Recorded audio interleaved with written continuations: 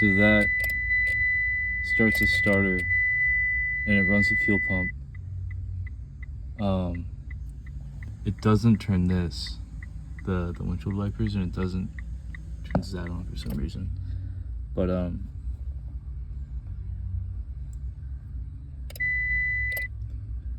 turns those relays on.